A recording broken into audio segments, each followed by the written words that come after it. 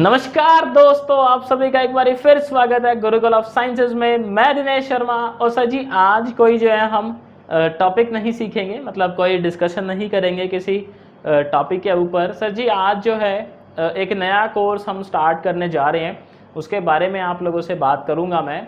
तो सर जी, कोर्स का नाम है रियल एनालिसिस। अब देखो जी, आप लोग ये देखोगे कि अभी जो है हम लोग क्या कर रहे हैं, वेक्टर कैलकुलस कर ही रहे हैं, तो वो तो जैसे चल रहा है चलता रहेगा। ऑलमोस्ट आपको डेली एक लेक्चर उसका मिलेगा ही, घंटे करीब के आसपास का, है ना। तो उसमें कोई दिक्कत नहीं है। उसके साथ में सर जी, मैंने क्या ऑब्जर्व किया कि जो अपना ये सब्जेक्ट है रियल एनालिसिस, यूट्यूब के ऊपर सर जी इसका इतना अच्छा कंटेंट अवेलेबल नहीं है। अच्छा बोले तो मतलब हो सकता है सर कई बच्चों को बहुत अच्छा लगता होगा, लेकिन मेजॉरिटी की अगर हम बात करें बच्चों की, तो पता नहीं ऐसा मिथ है या फिर ऐसे उनके अंदर भ्रांति है या गलत फहमी है कि ये रियल एनालिसिस बहुत मुश्किल सब्जेक्ट है ना। ऐसा सुना होगा आपने अक्सर बच्चों को बोलते हुए कि अरे यार तूने रियल एनालिसिस कर लिया क्या, बोलते अरे नहीं भाई बड़ा मुश्किल है यार ये तो इसको बाद में देखेंगे, ऐसे सुना होगा आपने अक्सर बच्चों को बोलते हुए। तो हम लोग क्या कर रहे हैं, एक ये भी स्टार्ट कर रहे हैं, क्योंकि देखो जी काफ़ी बच्चों की रिक्वेस्ट आई मेरे पास कि जी रियल एनालिसिस जो है उसमें बड़ा मसला है हमारा, अगर आप करवा दे तो बड़ी मेहरबानी। तो सर जी आप रिक्वेस्ट है तो रिक्वेस्ट तो आप लोगों की देखो माननी पड़ेगी। तो हम लोग क्या कर रहे हैं, अभी जो है रियल एनालिसिस भी स्टार्ट कर रहे हैं। तो देखो जी, रियल एनालिसिस स्टार्ट तो कर रहे हैं, बात है कि लेक्चर कैसे आएंगे फिर इसके, ये भी तो है सर जी एक अपना जो पॉइंट है। Like vector calculus almost daily एक आ रहा है, रियल एनालिसिस जो है सर हो सकता है 2 दिन में एक आए। अभी 2 दिन के अंदर एक लेक्चर आपको देखने को मिले। बट सर ये मेरी श्योरिटी है कि जब आप रियल एनालिसिस मेरे से पढ़ लेंगे, उसके बाद देखो रियल एनालिसिस ना इंपॉर्टेंट क्यों है सर, पहले तो इसके इंपॉर्टेंस समझाता हूँ मैं, उसके बाद थोड़ा सा मोटिवेशन बनेगा आप लोगों का। रियल एनालिसिस यूपीएससी में आता ही है, 60 से 70 नंबर का आता है भैया, ठीक है। आप प्रीवियस ईयर देखोगे तो आप समझ जाओगे लगभग इतने नंबर का रियल एनालिसिस आता है। इसके बाद जो आपका CSIR नेट का पेपर होता है, उसमें तो भैया भर भर के आता ही है। CSIR के अंदर तो आप देखोगे जो C सेक्शन होता है सर, उसमें बहुत से क्वेश्चन दिख जाएंगे आपको रियल एनालिसिस के। सर आपका IIT जैम है, उसके अंदर भी बड़ा जो है इसका अच्छा खासा वेटेज रहता है। तो ये मान के चलें सर, ये सब्जेक्ट बहुत ही ज़्यादा इम्पॉर्टेंट है और एक कोर सब्जेक्ट है ये मैथमेटिक्स का ना, रियल एनालिसिस जो है। और सर इसमें मसले बड़े रहते हैं बच्चों के, तो हमने सोचा कि वैसे तो पहले प्लान था कि सॉलिड ज्योमेट्री कराई जाए, बट देखा कि सर मसले इसके अंदर ज़्यादा हैं बजाय सॉलिड ज्योमेट्री के, तो पहले ये सब्जेक्ट जो है वो स्टार्ट किया जाए। अब देखो इसमें हम लोग क्या क्या करेंगे, तो ये कुछ टॉपिक्स हैं जो हम इसके अंदर कवर करेंगे। लाइक सबसे पहले हम देखेंगे सेट थ्योरी और बेसिक्स ऑफ फंक्शन, है ना। ये आपने 11th-12th में पढ़ा होगा, तो इसमें नॉर्मली बातें कर दी है मैंने, एक लेक्चर होगा या 2 लेक्चर होंगे ज़्यादा से ज़्यादा, आप सर ये पूरा समझ जाओगे सेट और फंक्शन के बारे में। फिर बात करेंगे सर रियल नंबर्स के बारे में, लाइक रियल नंबर में सेट है, फिर उसमें फील्ड क्या होती है, ऑर्डर रिलेशन क्या होता है, ये सब सारी बातें जो है हम लोग उसमें करेंगे। प्रूफ करने वाले जो क्वेश्चन होते हैं, लाइक रैशनल नंबर है, इरेशनल नंबर है, वो सारी चर्चा जो है वो रियल नंबर के अंदर होगी। Then open and close set की बात करेंगे थोड़ा सा, जो है काउंटेबिलिटी ऑफ सेट। सर ये इंपॉर्टेंट टॉपिक है, आपको लगभग इससे जो है वो क्वेश्चन देखने को मिल जाएगा एंट्रेंसेस के अंदर। फिर सीक्वेंसेस हैं सर, सीक्वेंसेस तो सभी जानते हैं, बहुत ही ज़्यादा इम्पॉर्टेंट है अपने लिए, क्योंकि सीक्वेंसेस पेपर हो, यूनिवर्सिटी का हो, यूपीएससी का हो, CSIR का हो, सीक्वेंसेस पे क्वेश्चन ना आए सर ऐसा हो ही नहीं सकता। तो ये इम्पॉर्टेंट है बहुत ही ज़्यादा। इन्फानाइट सीरीज़ में 2 केसेस देखने हैं, with positive term with negative term, ये देखेंगे। देन बात करेंगे सर मीन वैल्यू थ्योरम्स की। मीन वैल्यू थ्योरम में like Cauchy mean value theorem है, रॉल्स थ्योरम है, हालांकि हमने कैलकुलस में देखी हुई है, बट कैलकुलस में इतनी डेप्थ में नहीं गए थे। यहाँ पे सर बिल्कुल हम इन डेप्थ में जाएंगे, रिमाइंडर फॉर्म क्या होता है, टेलर का रिमाइंडर फॉर्म क्या होता है, मैक्लॉरन का रिमाइंडर फॉर्म क्या होता है, सब देखेंगे बिल्कुल एकदम डिटेल के अंदर। फिर है सर अपना रीमन इंटीग्रेबिलिटी, इसमें भी सर बड़ा मसला रहता है बच्चों को समझने के अंदर, तो कोई दिक्कत नहीं है। रीमन शितलिज जो इंटीग्रल है, इस पर डिस्कशन करेंगे। और देखिए जी सर यूनिफॉर्म कन्वर्जेंस, इस पे भी जो है आपके क्वेश्चन आने के चांसेस क्या होते हैं सर जी, ज़्यादा होते हैं। इम्प्रॉपर इंटीग्रल, ये भी बहुत डाउट जो है मेरे से पूछे जाते हैं, तो सर ये भी इंपॉर्टेंट है। इम्प्रॉपर इंटीग्रल्स कितने टाइप के होते हैं, कैसे क्या उनको सॉल्व करना रहता है। पावर सीरीज ये थोड़ा सा आसान टॉपिक है, आप देखोगे जब समझ जाओगे, इसमें हम फंक्शंस का एक्सपेंशन करते हैं तो कोई दिक्कत नहीं है सर, आसान है। डबल सीक्वेंसेस अगेन इंपॉर्टेंट है जी आपके लिए। सीक्वेंस तो सर है ही इंपॉर्टेंट, सिंगल हो या डबल हो कोई दिक्कत नहीं है। बीटा एंड गामा हम लोग ऑलरेडी कैलकुलस में कवर कर चुके हैं, कैलकुलस में मैंने बिल्कुल डेप्थ में कवर किया हुआ है, तो इसको मैं फ़िलहाल जो है अभी कवर नहीं करूँगा। आपको बीटा गामा के लिए कैलकुलस की प्लेलिस्ट में जाना है, और लगभग सर 3 घंटे का जो कंटेंट है वो इस पे पड़ा हुआ है। लाइक बीटा फंक्शन पे पड़ा हुआ है, फिर गामा पे है एक वीडियो, फिर एक इनके रिलेशन पे वीडियो है, इनके न्यूमेरिकल हैं, इनके थ्योरम्स हैं, इनके प्रूफ है, सर सब कुछ डिस्कस किया हुआ है मैंने इन डिटेल। फिर है जी डिफ्रेंसिएशन अंडर इंटीग्रेशन साइन, ये है अपना। और देखो फोरियर सीरीज़ जो है सर वो अपना करिकुलम का पार्ट नहीं है, बट बहुत सी यूनिवर्सिटी में सर फोरियर सीरीज़ आती ही है। लाइक जो बीटेक वाले बच्चों के उनको पता है भाई फोरियर सीरीज़ ने आना ही आना है, और भी बहुत सारे एग्जाम में जो है फोरियर सीरीज़ पूछी जाती है, तो क्यों ना सर जब हम लोग कर रहे हैं तो इसको भी जो है वो डिस्कस कर ही लेते हैं एक बारी, क्या ही मसला है ना सर जी। टाइम अभी बहुत है अपने पास, सारा सिलेबस आराम से कवर हो जाएगा। 2021 को देखो हम लोग टारगेट कर रहे हैं, तो कोशिश है, अब पेपर आगे चला ही गया है प्रीलिम्स का, तो मेंस भी आगे जाएगा 2-3 महीने, कोशिश है उससे पहले सर सारा जो है ये सुलटा दे। अब बात है सर ये जो है अपना रियल एनालिसिस, इसका जो कोर्स है वो कितना घंटे का कंटेंट रहने वाला है सर, एक बड़ा सवाल है। तो ये जो सर टॉपिक है आपका रियल एनालिसिस, ये मैथमेटिक्स पॉइंट ऑफ व्यू से सर बहुत ज़्यादा इम्पॉर्टेंट है, आप ये मान के चले बहुत ही ज़्यादा इम्पॉर्टेंट है। कहने को इसमें ये 15 टॉपिक हैं ले दे के, बट सर जब हम इनको डिस्कस करने पे आएंगे तो ऑलमोस्ट ये जो टॉपिक हैं ये 60 से 70 घंटे आप मान के चलो, इतना सर टाइम लेंगे। बिल्कुल आराम से डिस्कस करेंगे हम लोग, कोई हपड़ा थपड़ी नहीं करेंगे, समझ रहे हो, एकदम आराम से स्मूथ जर्नी जाएगी। बट सर इतना टाइम आपको देना पड़ेगा, 60 to 70 आवर मान के चलें, इससे सर ज़्यादा ही हो सकते हैं, कम नहीं होंगे। हम एक जैसे 2 दिन में एक आएगा ना लेक्चर, तो कोशिश मेरा ये रहेगा कि जब 2 दिन में एक आ रहा है तो वो 2 आवर का आए। 2 आवर का क्यों सर, क्योंकि देखो थ्योरी बिल्डअप करने में ना टाइम लगता है, ये सब्जेक्ट ही ऐसा है, पहले हम लोग थ्योरी बिल्डअप करेंगे तो उसमें टाइम लग जाता है, फिर एक मोमेंटम बन जाता है, मतलब 1 घंटा होते होते ऐसा होता है कि जब मोमेंटम बन चुका है और हम 1 घंटे में क्लास ख़त्म कर दें, फिर आप कहोगे जी गया मोमेंटम पानी में। जब नेक्स्ट लेक्चर देखोगे तो सर फिर से मतलब आप ये मान के चलें ब्रेन बिल्कुल ज़ीरो से स्टार्ट करेगा फिर से थ्योरी बिल्डअप करना।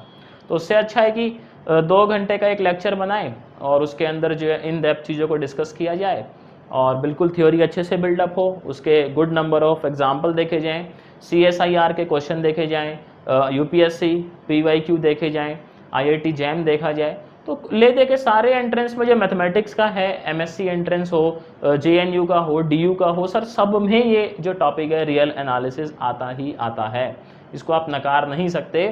और ये जो है one of the core subject है अपना मैथ्स का, तो सर इम्पॉर्टेंट बहुत ज़्यादा है। अब लोगों के मन में ये ऐसी फीलिंग आती है जी ये सब्जेक्ट बहुत मुश्किल है, ऐसा कुछ नहीं है भैया। आपको मैं सीधी देखो बात बताता हूँ, कोई भी सब्जेक्ट आप उठा लो, कोई भी दुनिया का कोई भी सब्जेक्ट, कोई भी उसका टॉपिक, हिस्ट्री हो, ज्योग्राफी हो, फिजिक्स हो, केमिस्ट्री हो, मैथमेटिक्स हो, इकोनॉमिक्स हो, कोई भी कोई सब्जेक्ट आपको अच्छा लगता है या बेकार लगता है, इसके लिए सर जी 50% या आप मान के चलो 60% के अराउंड रिस्पॉन्सिबल है टीचर। इतनी जिम्मेदारी होती है टीचर की जो आपको पढ़ा रहा है, और 40 एक आप मान लो ये होती है सर आपकी जिम्मेदारी, है ना, जो पढ़ रहा है यानी रीडर की। टीचर अगर अच्छा पढ़ाता है, चीज़ें आपको अच्छी समझ आ रही हैं, तो सर ये 40% आप अपने आप देते हो। अगर टीचर 60% दे रहा है अपना, मतलब अपना तो वह 100% ही देगा, खैर देने वाला, आपको ऐसा लग रहा है टीचर बहुत बढ़िया पढ़ा रहा है, हमें दिमाग पे ज़्यादा तनाव महसूस नहीं होता है क्लास अटेंड करते टाइम, कॉन्सेप्ट जो है बड़ी आसानी से समझ आ जाता है, ज़्यादा आपने को मसला होता नहीं है, तो आप ये मान के चलें सर आप 40 क्या 50% भी देंगे अपना जो है ना कंट्रीब्यूशन जो है। आप खुद से पढ़ेंगे और 10 दिन के बाद आप खुद बोलेंगे यार ये सब्जेक्ट तो मुश्किल था ही नहीं। आप ये कभी ऑब्जर्व कर लें, जिस बच्चे की हिस्ट्री अच्छी रही होती है सर उसको हिस्ट्री के टीचर अच्छे मिले होते हैं, जिसकी फिजिक्स अच्छी रही होती है उसको फिजिक्स के टीचर अच्छे मिले होते हैं, जिसकी केमिस्ट्री अच्छी रही होती है उसके केमिस्ट्री के टीचर अच्छे मिले होते हैं। हाँ, कुछ कुछ बच्चे होते हैं जो टीचर अच्छा मिलने के बाद भी जो है एफर्ट नहीं देते, वो सर एक्सेप्शन है फिर। बाकी जो मैंने जो ऑब्ज़र्व किया है ऑन एन एवरेज, अगर टीचर बढ़िया है तो सर सब्जेक्ट आपका फेवरेट बनने से कोई नहीं रोक सकता। यही सर इसके साथ है। रियल एनालिसिस पे क्या है, जो डिस्कशन होती है वो सर इतनी इन डेप्थ नहीं की जाती क्लासरूम वगैरह में, जो आपके कॉलेजेस वगैरह में होता ही होगा। भाई मैं भी कॉलेज से ही जो है वो पास आउट हूँ, आप भी अभी कॉलेज में पढ़ रहे हो या पास आउट हो गए, तो आप भी इस बात को अच्छी तरीके से जानते हो कि टीचर जो हैं वो इतने अच्छे से इसको डिस्कस नहीं करते। अब सर उनके ऊपर भी बहुत सारी बाउंडेशन होती हैं, आप जो मर्जी समझ लें, ठीक है सर। तो उससे क्या होता है कि अपना सब्जेक्ट बिगड़ जाता है। लाइक एक चीज़ अगर डेप्थ में डिस्कस नहीं होगी तो सर अगली कैसे समझ आएगी? आप बताओ मेरे को कमेंट के अंदर, क्या समझ आएगी? बताना है कमेंट में। अच्छा मेरे को ये बताना कमेंट में, सर आपके जो कॉलेज के टीचर हैं या जब आप कॉलेज में थे तो टीचर किस तरीके से जो है सब्जेक्ट को ट्रीट करते थे, या कोई भी सब्जेक्ट हो, मैं इस सब्जेक्ट की बात नहीं कर रहा, कोई भी सब्जेक्ट जब तक डेप्थ में ट्रीट ना किया जाए सर आपको समझ आ ही नहीं सकता। और समझ आ भी जाएगा तो सरफेस लेवल पे आएगा, आप उसमें ऐसा नहीं हो सकते ठोक के कि अब तो भैया एग्ज़ाम के लिए मैं तैयार हूँ। समझ रहे हो ना बात को? आपने बताना है मेरे को कमेंट के अंदर ये। और देखो जी क्या बात करनी थी मेरे को आप लोगों से, हाँ, कि जब आप रियल एनालिसिस पढ़ोगे तो नोट्स आपने खुद बनाने हैं साथ साथ कॉपी के अंदर, ये ज़रूरी बात है भैया, लिख के प्रैक्टिस किया करो, ठीक है। कॉपी में नोट्स बनाओगे और 2 घंटे का करीब लेक्चर आएगा तो लेक्चर बिल्कुल पूरा देखना है। लेक्चर अगर आप स्किप कर दोगे तो सर मैं उस चीज़ की फिर गारंटी नहीं लेता कि अगली वीडियो में आपको चीज़ें समझ आएंगी या नहीं आएंगी। हो सकता है आ भी जाए, हो सकता है ना आए। अच्छे से समझना है, इन डेप्थ करना है। सारे टॉपिक जो है ना सर, मैं ऐसे नहीं है कि सरफेस लेवल पे ही टच करता हूँ। जो वीडियो देख रहे हैं सर वो जानते भी होंगे कि हम कितने कितने एग्जाम्पल करते हैं। सारे पॉसिबल केस जो है मैं कवर करने की कोशिश करता हूँ कहीं कहीं से ढूंढ के, कि मिल जाए बस आप लोगों को मैं वो केस कवर करवा दूं, या किसी पेपर में आया हो तो मैं आपको वो करवा दूं, ताकि सर कल को कोई दिक्कत ना रहे। मुश्किल से मुश्किल और आसान से आसान दोनों ही कवर करके चलता हूं मैं। तो जो बच्चे देख रहे हैं उन्हें पता भी होगा कि हर एक छोटे से छोटा टॉपिक जो है उसको भी लगभग 1 घंटा, पौन घंटा ऐसे ट्रीट किया जाता है। छोटा टॉपिक जो है जैसे अपना जैकोबियन देखा होगा आपने, 1.5 घंटा का उसका ट्रीटमेंट है। या वॉल्यूम ऑफ सॉलिड देखा होगा सर, उसका 2 घंटे के आसपास जो है अपना लेक्चर है। तो सारे पॉसिबल केस जो है मैंने कवर करने की कोशिश करी है। या मैं इतना करवा देता हूँ कि सर अब आपको कॉन्फिडेंस आ जाता है कि जी हम कर सकते हैं, कोई दिक्कत नहीं आएगी हमें। समझ रहे हो बात को? कल को कोई क्वेश्चन नया आ भी जाएगा ना सर, आप घबराओगे नहीं, आप कर दोगे, इतनी मेरी गारंटी है। अगर आप देखो रियल एनालिसिस यहाँ गुरुकुल ऑफ साइंसेज से पढ़ते हो तो सर आपको क्या फ़ायदे हैं? एक तो आपको CSIR जो बच्चे प्रिपेयर कर रहे हैं उसके प्रीवियस ईयर भी हो जाएंगे।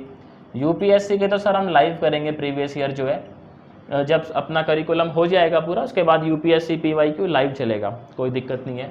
CSIR वाले मैं करवाता चलूँगा साथ साथ। IIT जैम है ना, जैम वाले भी मैं करवाता चलूँगा साथ साथ। और कोई अगर आपके पास एंट्रेंस एग्ज़ाम जो होते हैं MSc के लिए उनके क्वेश्चन पेपर हो तो आप मुझे व्हाट्सएप कर सकते हो, वरना क्योंकि अभी दिल्ली में लॉकडाउन चल रहा है तो जैसे ही लॉकडाउन ओपन होगा फिर बुक आ ही जाएगी, तो फिर हम लोग वो भी कर लेंगे, कोई दिक्कत नहीं है।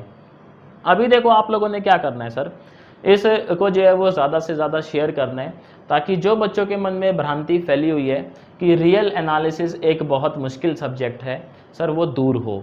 और मैथ में कुछ सब्जेक्ट को बच्चे नापसंद करते हैं, मैं ये चाहता हूँ कि वो नापसंद करने की जगह बच्चे उनको ज़्यादा पसंद करें। कल को आपसे कोई पूछे रियल एनालिसिस, आपके जवान पे मतलब आपके मुंह पे ये बात होनी चाहिए कि जी रियल एनालिसिस तो मेरा फेवरेट रहा है, रियल एनालिसिस में तो मैं एक्सपर्ट हूँ, मेरे से पूछ लो क्या पूछोगे। समझ रहे हो सर बात को? तो आज देखो मेरे को इतना ही आप लोगों से डिस्कस करना था इसके रिगार्डिंग, कि एकदम से जो है थोड़ा सा चेंज कर रहे हैं हम लोग, सॉलिड की जगह पहले ये करेंगे। रीज़न आपको मैंने बता ही दिया है, इसका रीज़न क्या है। सॉलिड में बच्चा इतना असहज जो है महसूस नहीं करता, मतलब अनकंफर्टेबल फील नहीं करता, जितना रियल एनालिसिस में कर रहा है आजकल। समझ रहे हो बात को? तो इतना ही था सर आपसे। अभी देखो अगर आपको लगता है जी यहाँ से पढ़ना वर्थ है, और वो सर आप पुरानी 2-3 वीडियो देख के ही समझ जाओगे, या फिर भी आपको जी शक है तो कोई नहीं, आप 1-2 कोर्स देख लिया आराम से। अगर आपको सर पसंद आता है मेरा पढ़ाया हुआ तो वीडियो को लाइक करें। आपके जो भी ग्रुप हैं UPSC के, CSIR के, नेट के, भाई उनमें फैला दो कि मार्केट में आ चुका है अब रियल एनालिसिस। 2-2 घंटे करीब के लेक्चर आएंगे और एकदम बातचीत बनेगी बोर्ड पे। समझ रहे हो सर? एक एक चीज़ डिटेल में करवाई जाएगी विद PYQs। चलो जी बढ़िया, ज़्यादा एडवर्टीजमेंट नहीं करेंगे अब, वरना बुरा ही मान जाओगे। तो मेरी तरफ से इतना ही था सर आज के लिए, शुक्रिया आप लोगों का। देखो मैं आपसे जल्द मिलता हूँ रियल एनालिसिस के लेक्चर के साथ।